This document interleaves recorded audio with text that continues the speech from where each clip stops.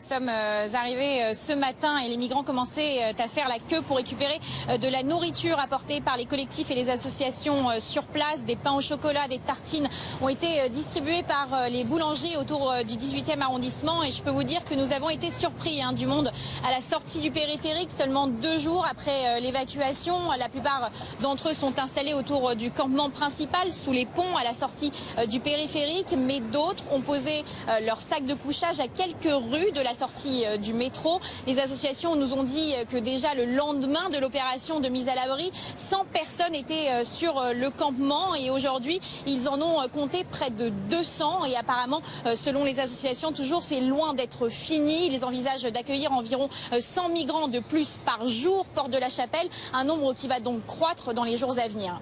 Que disent les migrants sur place, Margot ? Beaucoup d'entre eux sont de nouveaux arrivants, mais d'autres sont partis des centres d'accueil pour revenir dormir porte de la Chapelle. Nous avons parlé à Djibril, un jeune du Sénégal de 26 ans qui avait été placé dans un centre d'accueil en région parisienne.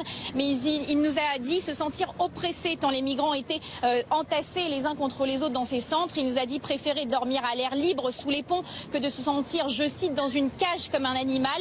Mais les histoires les plus surprenantes, ce sont surtout celles des mineurs qui viennent d'arriver porte de la Chapelle. Il y a seulement quelques jours, ils sont venus seuls, sans famille, à la recherche d'un travail ou d'une école en France. Nous avons parlé à l'un d'entre eux, il a seulement 16 ans et vient d'arriver en France par l'Italie. Rachid a quitté la Guinée il y a 4 mois, il parle couramment 3 langues et nous a dit qu'il était incapable de prouver son âge aux autorités françaises car il avait perdu ses papiers lors de son périple. Rachid nous confie donc au micro de BFM TV qu'il priait tous les jours pour qu'une famille française accepte de l'héberger afin qu'il puisse recevoir une éducation ici en France.